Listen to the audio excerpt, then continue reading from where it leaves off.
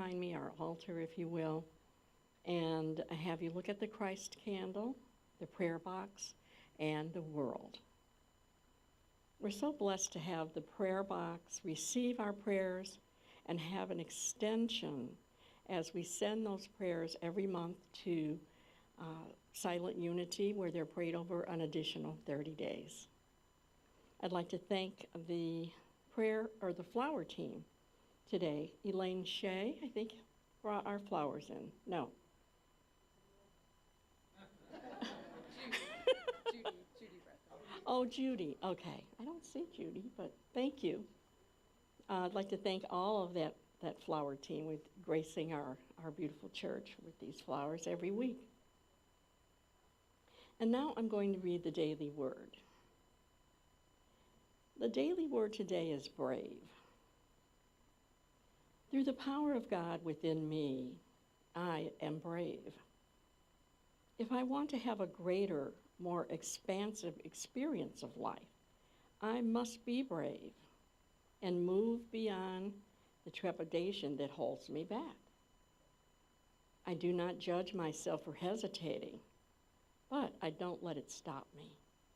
Instead, I take my reluctance as a cue to call upon the strength of God within me to push past any fear and move forward. So much life lies on the other side of my fear.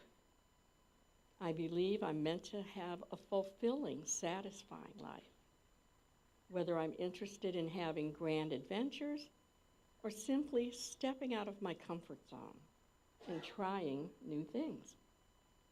I can rely on the divine within as I summon the courage to do new things. I affirm I am brave. As this becomes the truth of my heart, my experience of life expands. For God did not give us a spirit of cowardice, but rather a spirit of power and of love and of self-discipline. 2 Timothy 1-7. The World Prayer. Lord, we come before you, ready to pour out our worries and anxiety and fear at your feet. We claim and declare your promises for blessings of peace and strength over our lives. Continue, please, bring a peace into our souls that passes all worldly understanding and make us a light for others to see your strength. Thank you.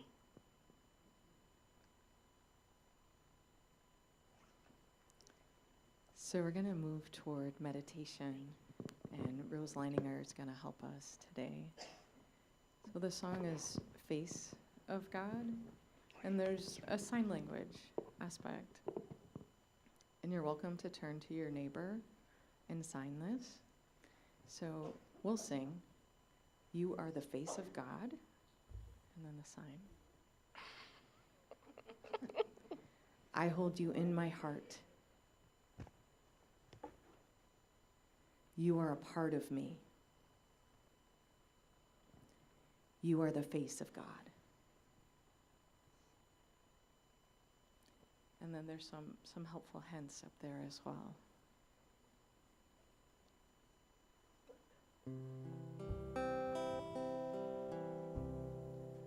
You are the face of God. I hold you in my heart.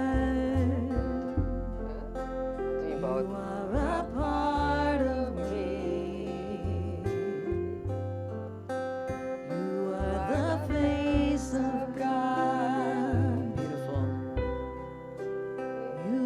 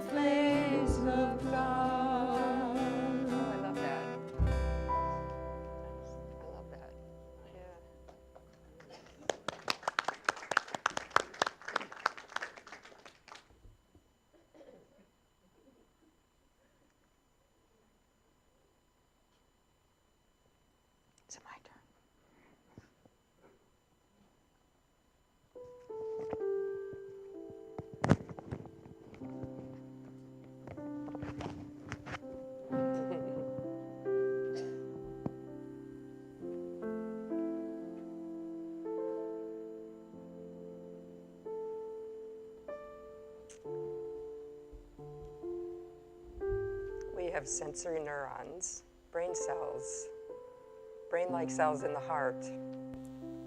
Scientists who study the concentration of sensory neurons in the heart call the heart the little brain.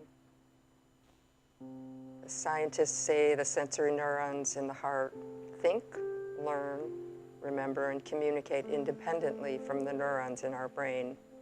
And they speak a language we may or may not recognize, as so many of us are conditioned to see the world through our brains. Today we're going to experience the heart-brain marriage, or harmonization meditation, which is done all over the world in indigenous cultures. This simple act bypasses the logic, fear, self-esteem, and self-doubt of the brain.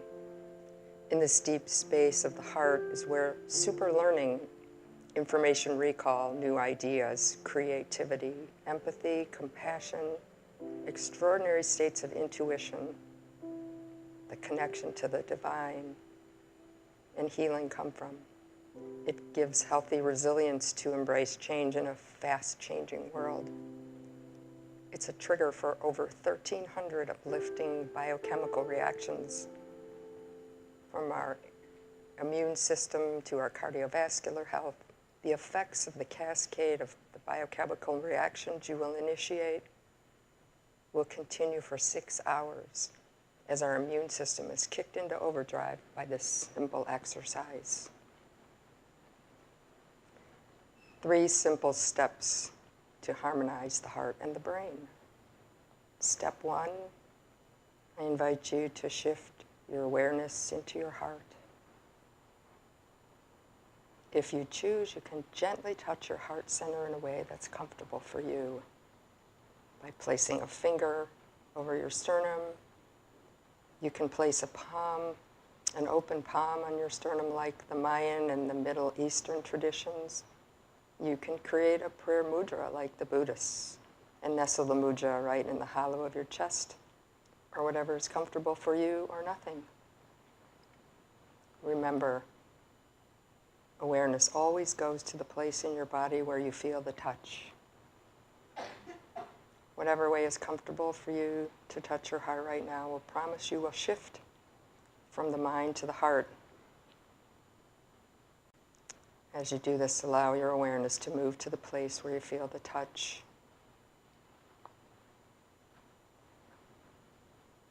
Step 2, I invite you to slow your breathing to a rate that's comfortable for you. This sends a powerful signal when shifting from mind to heart. The first signal says, I'm turning my attention inward. The second signal is when you slow your breathing. The only time you would slow your breathing this way is when you're in a place when you're feeling safe. You're telling your body, oops, I'm in a place that's safe. And that frees your body to let go of the stress hormones and feelings of stress. That then awakens the healing chemistry. Your body can only do one or the other. So letting go of stress hormones and giving our bodies permission to awaken the healing chemistry, the powerful immune response, the connection to your intuition and your higher thought processes. So again, let's breathe a little slower from the place where you feel the touch, telling your body you're safe. Breathing a little slower and deeper. We'll do that for 30 seconds.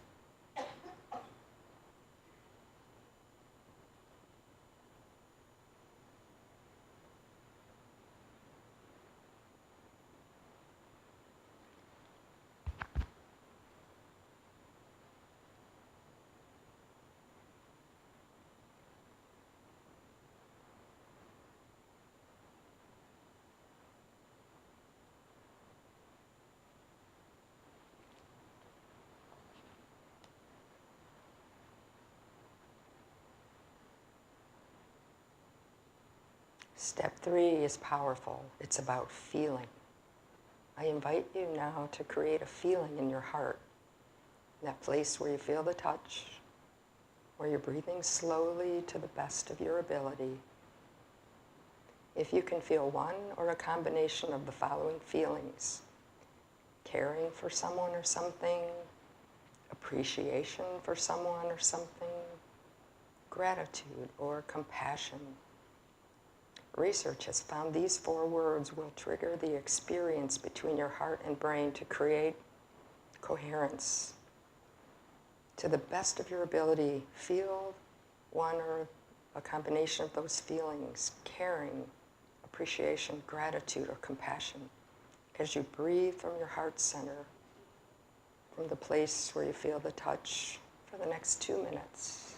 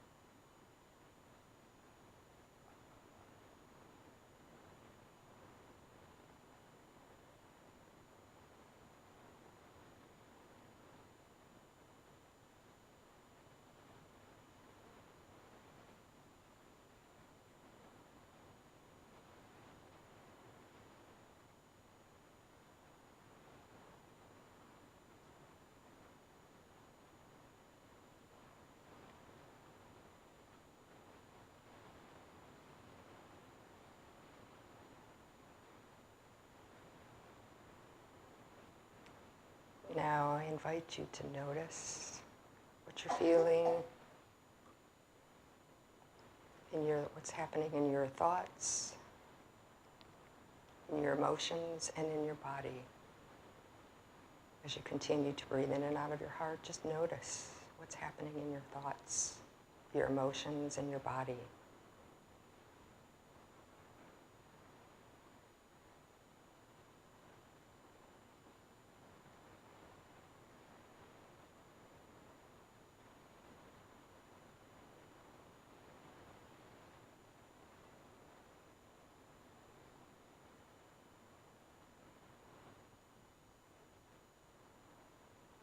And begin the process of listening to your heart.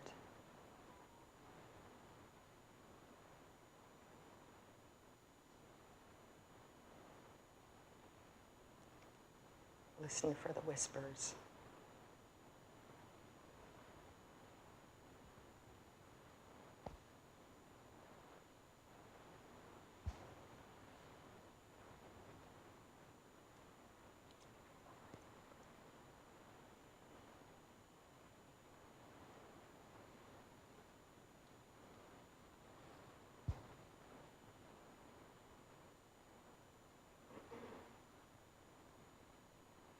And you can slowly bring your awareness back to this place.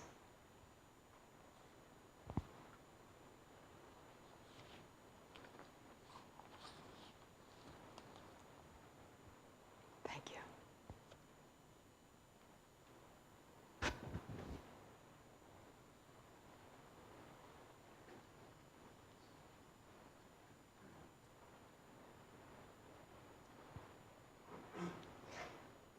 I guess we're going right in.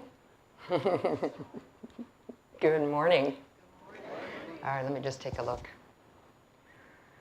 I have so much gratitude for all of you this morning. As I was thinking before I got here, one of my friends asked me, so what do you want to feel? What do you want everyone else to feel?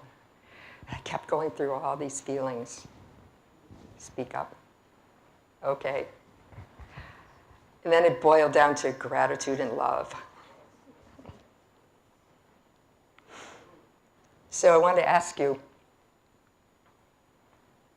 raise your hand if you've ever had this experience. It's pretty simple. I think you can do this. You're standing in a grocery aisle, staring at 47 brands of cereal, and you can't, how many of you have been in that position and you can't decide what to buy? Okay, some of you. I don't go to buy cereal, so too often. So you have a big decision to make, and your head says one thing, and your heart says another. Now you're really torn. What do you do? Anybody had that experience? You've been in the middle of a stressful moment and thought, I just wish God would tell me what to do right now. Well, the truth is you're not alone. We all deal with the noise, external noise and the internal chatter and that conflict that drowns out the wisdom inside of us.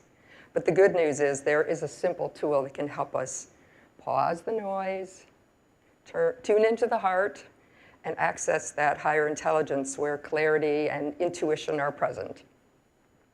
In other words, the voice of God becomes clearer to hear. It's called the freeze frame technique. It's developed by the Heart Math Institute over 30 years ago, and today we're going to explore how it works. And before we go into that, we're just going to take a little refresher and go back into the heart.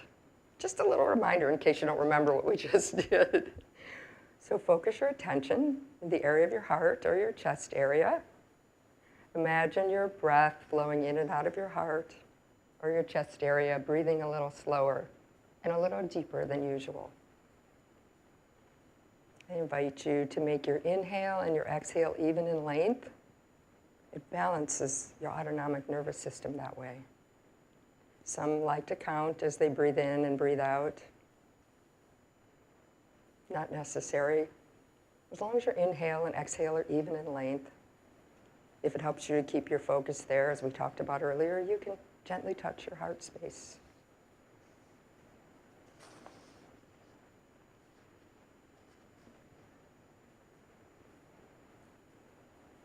And as a refresh, think of someone or something you deeply care about or have genuine compassion or appreciation or gratitude for. Maybe a loved one, a pet, a place in nature, a memory. And allow the feeling to grow as you continue to breathe in through your heart. We'll just do that for 30 seconds. Enjoy it again.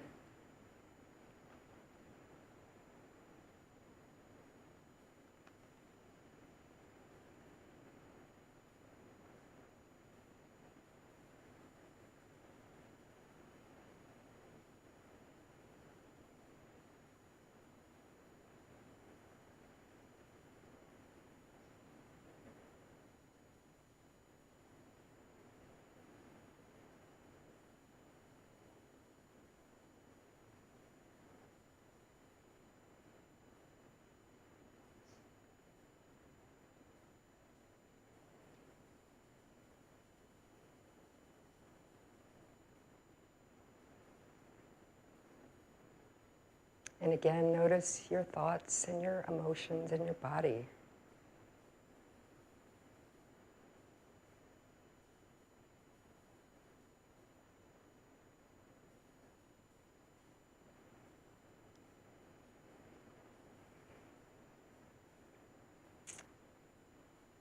And now I'm curious, how many noticed how just even a few breaths shifted the way you felt? Show of hands. And if you didn't, no judgments. We're not here for judgment, self-judgments. This is the doorway. This is how we access the wisdom of the heart. In other words, tune into the voice of God. This place of stillness within we create. It's more than relaxation. It's a state of coherence. Coherence is an optimal state in which the heart, mind, and emotions are aligned and in sync. Physiologically, the immune, the hormonal, and nervous system function in a state of energetic coordination. Let me give you a little example from the picture. See all those people in the orange vests? That's all the parts of our emotions and our thoughts and our body. And the little guy in front with the dark, he's the heart. Even though he's not in the middle, he's the heart. Another way, in the boat, he's called the coxswain. And he keeps everyone else in rhythm, in the nice, even rhythm. That's what our heart does. When we're in a state of coherence, our whole body is in a nice, even rhythm and in sync, which is the opening to the doorway to intuition or the voice of God or source or our higher thought processes. So let me give you next, please. A few fun facts about the heart. Some of you have heard these before. The heart has its own complex nervous system called the heart-brain. The new understanding comes from from research in the field of neurocardiology. As far back as the late 1800s, it was known that the heart sends 80% more information north to the brain than the 20% that the brain sends south to the heart. We've had it wrong. All this time we thought it was the brain. This knowledge has been forgotten or ignored. The signals the heart sends to the brain affect the brain centers involved in decision making, problem solving, creativity, and self-regulation. So intuition, thank you. Intuition has been researched for decades, and it's been found that it isn't some mystical accident, but actually a natural capacity of the heart that can benefit us and we can learn to access more reliably. Next. So even Steve Jobs said, have the courage to follow your heart intuition. They somehow already know what you truly want to become. Everything else is secondary. It's out there. Next. And in fact, research points to 3 distinctive types of intuition. We have implicit. Next. Implicit, thank you. Most books and research in the past have focused on this type of intuition. It refers to when we learned something in the past and didn't realize we learned it. For example, let's say a nurse is caring for a patient who appears stable. Their vital signs are within the normal range, and nothing in the chart suggests any kind of danger. But based on years of experience, the nurse is aware of the subtle signs of the skin tone, maybe the breathing of the patient, the rhythm of the breath, and even their expression on the patient. So even though no one single sign is alarming, the nurse's implicit intuition tells her something isn't right. She calls a physician and requests a further assessment, and soon after, the patient begins to deteriorate, confirming the nurse's early sense. Some of you probably can think of your own examples of your implicit intuition at work. It's not a sudden mystical insight, but the subconscious integration of pattern recognition and subtle cues that the mind doesn't consciously piece together. And then we have energetic intuition, the ability to sense feelings, intentions, or energy from others beyond words or logic. The nervous system's ability to detect magnetic signals from other people or even the earth. It's an intuitive state of energetic sensitivity. It might be experienced, for example, have any of you done what I've done? I do this, I test it all the time. So I'm a passenger in the car, my husband Bob here is driving, and I look over to the car next to me. Now they should be paying attention to the road, and they look at me. How do they know? And I do it, I still do it. Is it gonna happen again? It happens again. Perhaps you're talking to someone who seems cheerful and says all the right things, but something about you is sensing that their words are not matching up, that something's not right. If you had that experience, even you feel it in your body, you know, your stomach feels a little off, or you recognize it just in their words, if something feels a little off. That's an example of energetic sensitivity. In these states, people often describe feeling like they're picking up information through their body rather than their mind through subtle sensations. And then we have non-local intuition. The knowledge or sense of something happening that cannot be explained by past or forgotten knowledge. Someone who knows a particular event is about to occur.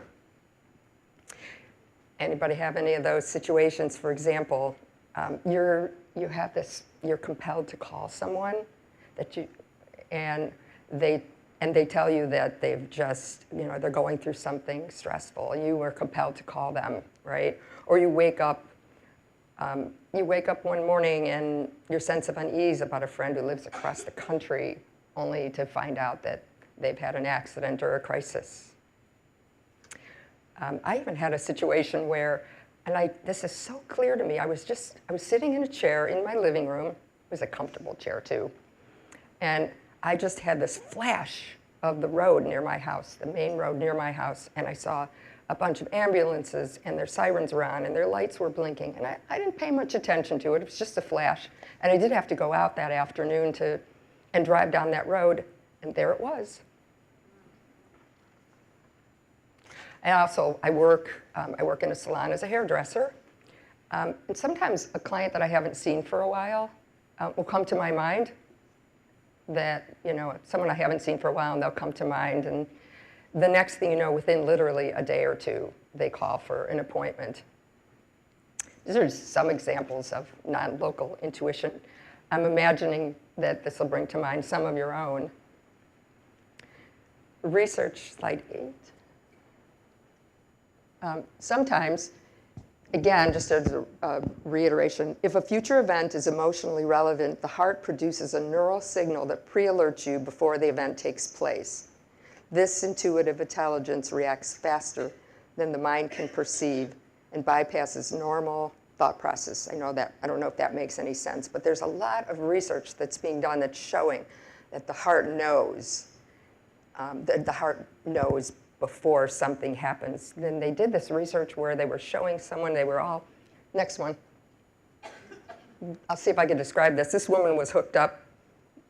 She was all hooked up and she was watching pictures on the computer. I tried to get the video of this and it was no longer available. And she was watching pictures and she was all hooked up and it was showing her heart rhythms. And I'm not sure if I can even describe this the way they describe it, but her heart knew the pictures that were going to come up even before they came up on the screen, and her heart reacted to them. Some of them were difficult to watch scenes, and some of them were, smooth and loving scenes. The benefits of not nutrition, but that's good too. Benefits of intuition. Accessing deeper wisdom and intelligence, aligning with your core values and sense of purpose, interacting more harmoniously with others, knowing what to say in awkward situations, taking charge of unnecessary energy expenditures, and accessing creativity and making more intelligent decisions. So the keys to accessing practical intuition, our own heart-centered intuition, is, as you would expect, shift to a coherent state to quiet the mental chatter and emotional unrest, and pay attention to the intuitive feelings and perceptions. We can learn to more frequently access our intuitive intelligence, that inner sense of knowing, so we can make more intelligent choices, moment by moment. Again, the keys are getting coherent and paying attention. So as we work with the freeze frame tool, we'll strengthen our access to all three forms of intuition, where the voice of God or source or spirit can come through more clearly.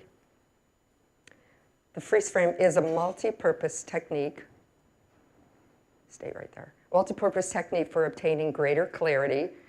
So, you know, I got to tell you that years ago, before I started working with the freeze frame technique, and if someone would say, just go to your heart, I had no idea how to go to my heart. And so it's helpful for me to have actual steps. This is how you go to your heart. It was helpful for me. So for some of you, it may be helpful. It's a multi-purpose technique for gaining greater clarity, stopping energy drains, improving your ability to find innovative solutions. Shifting into a more coherent state improves the mental functions and helps you access a wider range of intelligence. It helps balance emotional and mental energy. No technique always gives instant results. Most find that using the freeze frame increases the frequency of gaining clarity and finding innovative solutions. I would sum it up by saying this tool gives access to the voice of God, the source, the intuition, whatever you call that, you know, that inner. Clarity might not come right away when you use the tool. That's okay. Sometimes it's contingent on your past history, the intensity of the emotions that are connected with the issue. I always suggest to just be patient with yourself and just be open to the subtle energy shifts. Sometimes it's just an energy shift, and that's all you need. And be aware of your thoughts and your emotions and your body.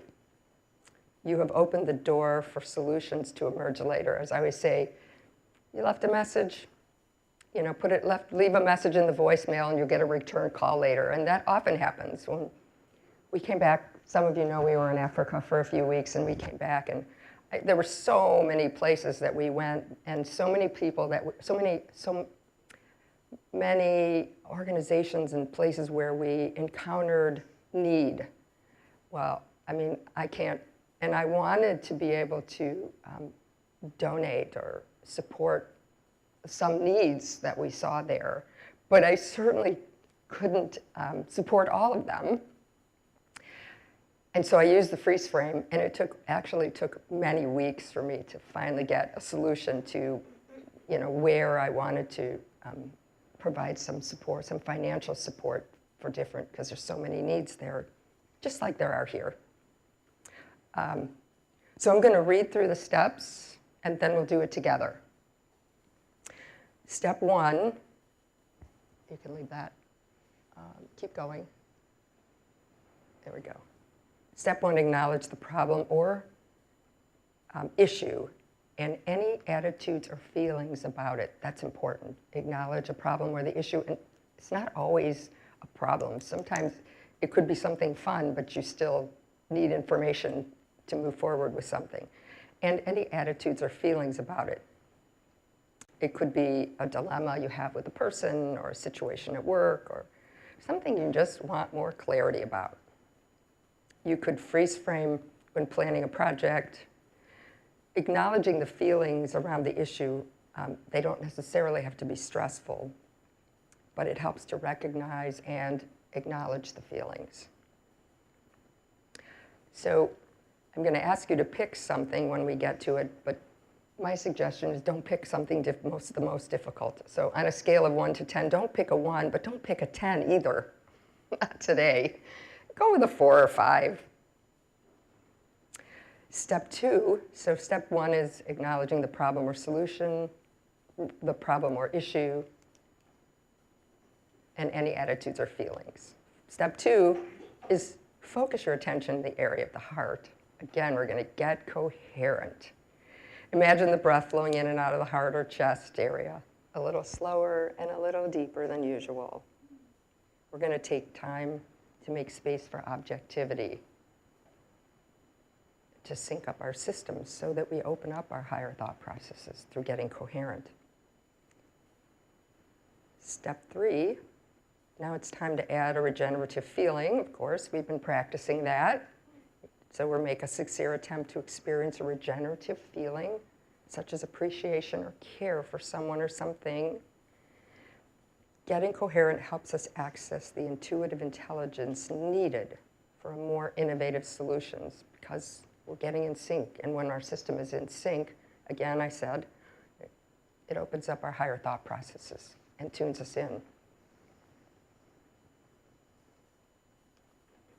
It plugs energy leaks also. It saves a lot of energy that we spend when we're frustrated or uncertain or overwhelmed with something. It also stops the momentum of rehashing a situation over and over, or judging or blaming, right? It takes us out of that. And step 4, we're going to revisit the problem or the issue after we've spent some time in the heart. And so step 4 is from this more objective place. Ask yourself, what would be a more efficient or effective attitude, action, or solution? As I always add, to reduce your stress. It enables us to see the issues from a more balanced perspective. We're more aligned with our intuitive guidance, that voice of God. And step 5, quietly observe any subtle changes in perceptions, attitudes, and feelings, and commit to sustaining any beneficial attitude shifts, and act on new insights. That's a key there. Act on new insights.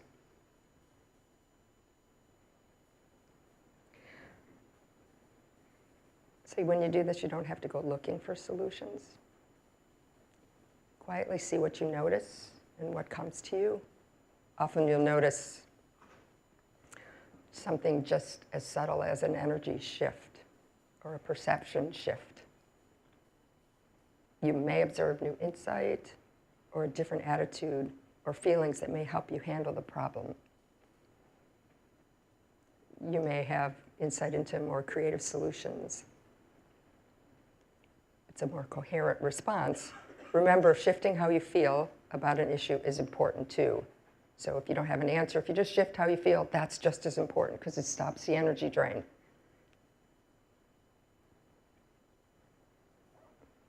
Some of you have heard me share this story about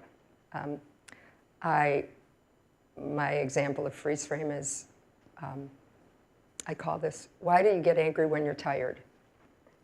So it was evening time, and I had a very busy day. I happened to have been at a workshop all day, and I was very tired. And my husband, just before it was time for bed, it was mid-evening, and he said he wanted to talk about finances, and I barked at him a little bit, like, not now, I'm tired. And he stopped and he said, why do you get angry when you're tired? It was a very sincere, very sincere question. And that moment was obvious. He just didn't understand. What didn't he understand? I was tired and depleted and not very clear-headed. And I don't like to talk about finances when I'm there. I don't like to talk about finances anyway. And anyway, I was led to my heart. And I literally just stopped right there. I put my hand on my heart. I don't even know if he knew what I was doing. And I just started to breathe. And I kept on breathing until I was calm and centered. And then the response I heard was, just tell him you don't know. And that's kind of how I felt, like, what? So I said, and I just listened and I followed through. I said, I don't know. And so I did. To my surprise, he goes right into his phone and he Googles, something about why someone gets angry when they're tired. And he found his answer. Well, I had a completely different way of responding. It changed the whole environment of the whole situation, because I would have drained a lot of energy trying to explain, and then I would have gotten more worked up because he didn't understand. Now I want to lead you through the steps of the freeze frame technique for you to follow along with me, and you can do it with me. You can do this with your eyes open or your eyes closed, because it is a technique that you can use on the go. These techniques that you've been doing today by going into your heart are not always meant for the mountaintop or the hot tub, but it's a good place for them. They're not always relaxation techniques. They're coherence building techniques. So, you ready? So focus attention Acknowledge the problem, a problem or an issue, and I'll give you a few minutes if you haven't already figured one out. Acknowledge the problem or the issue and any attitudes or feelings about it.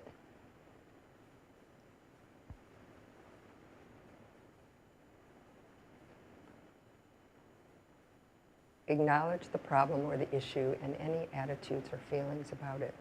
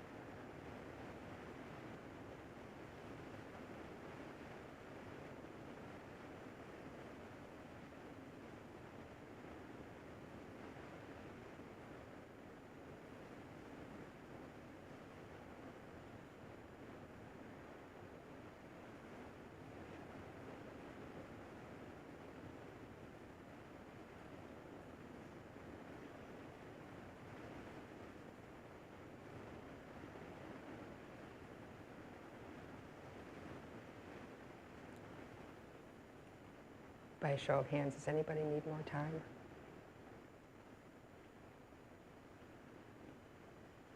Okay, now focus attention in the area of your heart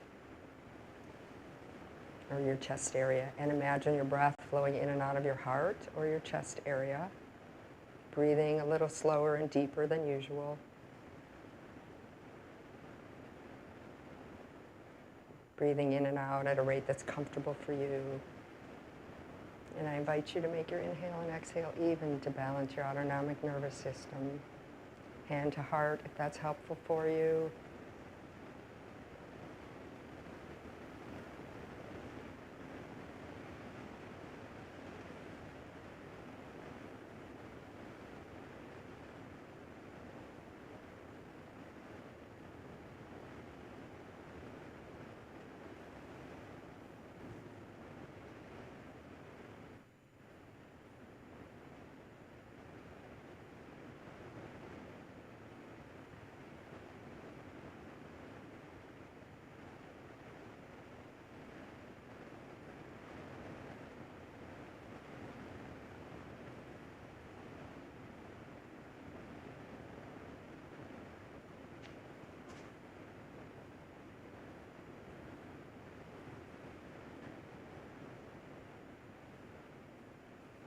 And make a sincere attempt to experience a regenerative feeling, or breathe in a regenerative feeling into your heart, such as gratitude or care or compassion or appreciation for someone or something in your life.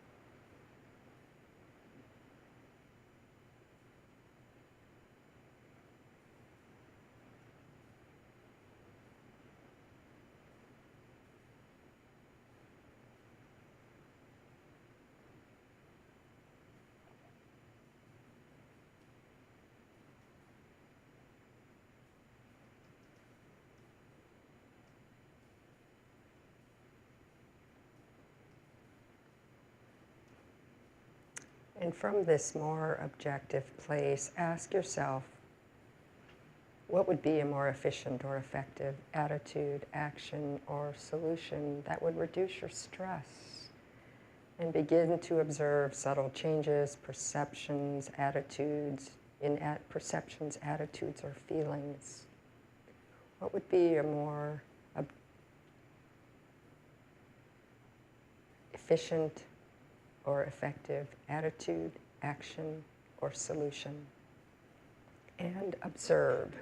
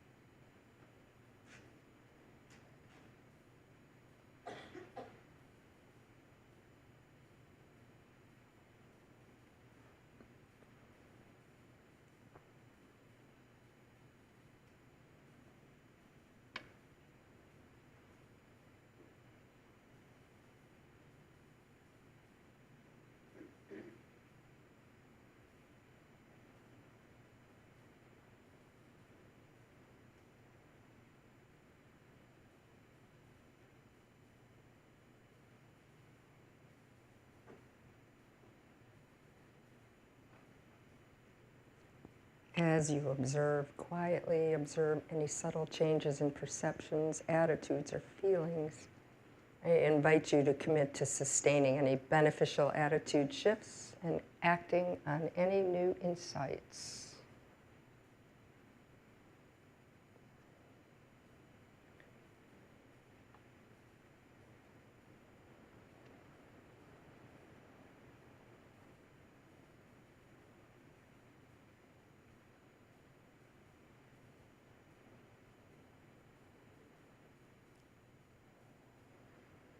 If you need to write it down, to anchor it in, you can do that now.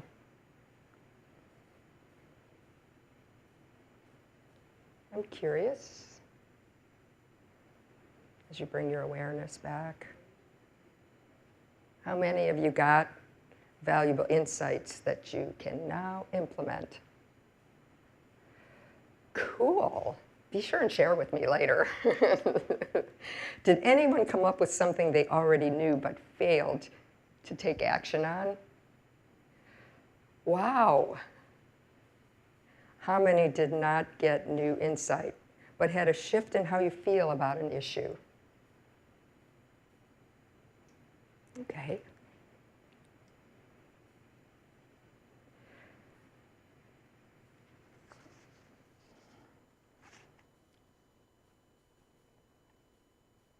So any new skill takes practice, so it can become automatic. With practice, you'll find the steps blend together. And as I reminded you, it's an on-the-go technique. Here they are, quick steps. It's an on-the-go technique, and it's easy enough to freeze frame when no one, wherever you are, and nobody actually knows that you're doing it. So here's what I want to leave you with today.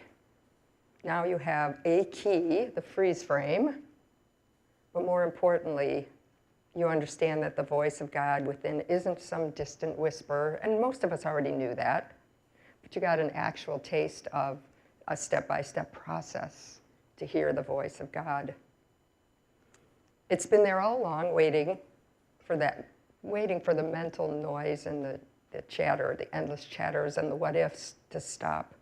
So we've explored intuition today, we've learned the freeze frame, and here's the profound truth. This isn't just stress management, it's your gateway to the higher fourth consciousness. Every time you shift to your heart, you move from the reactive, fear-based, survival, 3D patterns, to the higher fourth. It's a direct route to the higher fourth, into the heart-centered fourth dimension awareness, where intuition flows, the voice of the divine is accessible, and choices are guided by love, by peace, from that place of coherence, and higher understanding, because it opens up the higher thought processes. Shifting to the heart, so back if I tied into the step 2, keep that there, shifting to the heart opens the portal through heart-focused breathing. Step 3 creates a state of coherence through self-activating a renewing emotion, like appreciation or gratitude. Step 4, access to the higher intelligence, where your intuition and that voice of God, Spirit, Source, speaks clearly. And step 5 integrates that wisdom into your daily life. This is how you bridge the spiritual with the practical. How ancient wisdom meets modern science. How you stop being the victim of circumstances and start being a conscious co-creator of divine intelligence. Yes. Your heart's electromagnetic field has always been your access point to higher consciousness. The voice of God within is speaking from the higher fourth dimension, and all you needed was the key to unlock the wisdom. My gift to you today. Thank you.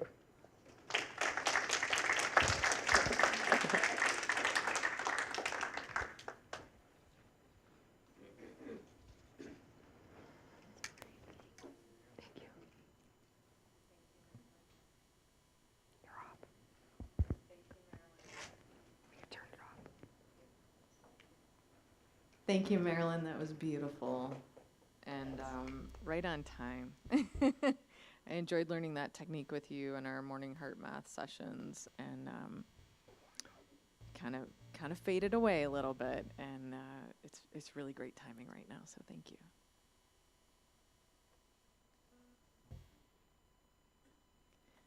So we have a song for you called "Open to Grace" or "In the Spirit." I invite you to sing the chorus with us. It says, I am awake, I am open to grace, I am living, loving, learning in the Spirit.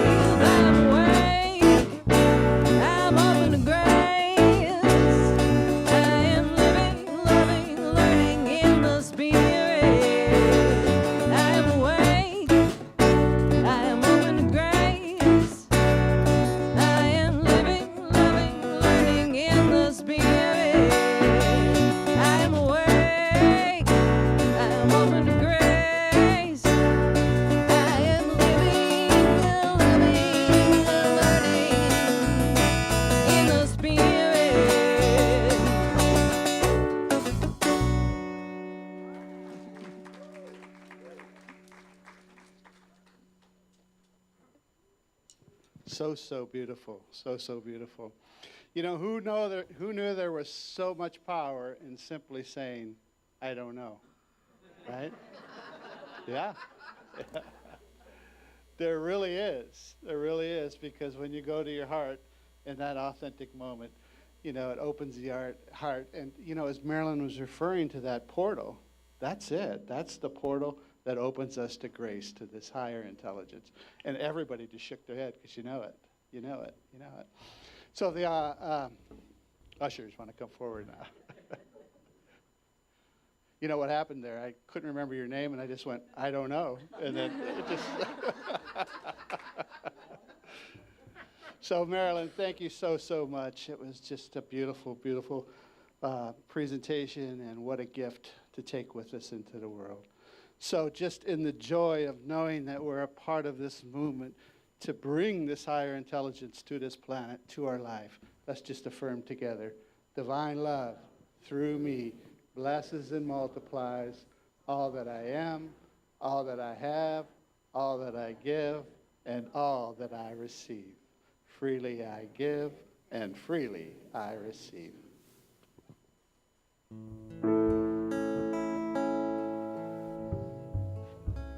I am so blessed. I am so blessed. I am so grateful for all that I have.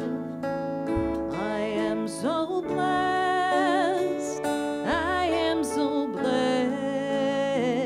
I am so grateful. I am so blessed. I am so blessed. I am so blessed. I am so grateful for all that I have. I am so blessed. I am so blessed. I am so grateful. I am so blessed. Do you feel we are blessed?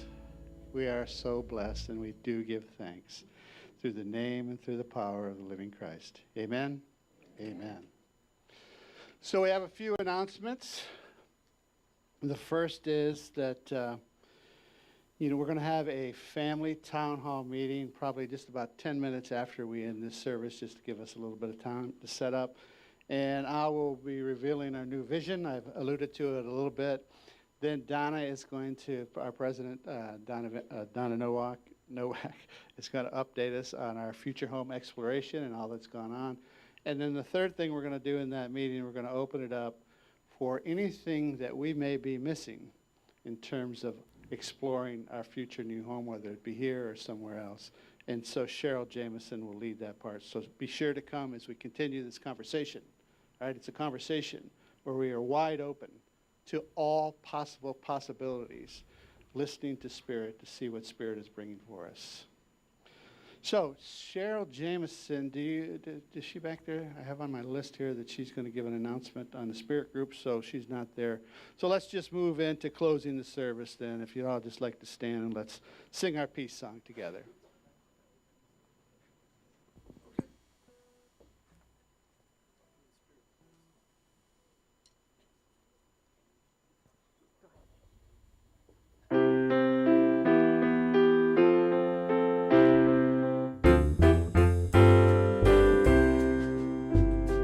Let there be peace on earth, and let it begin with me.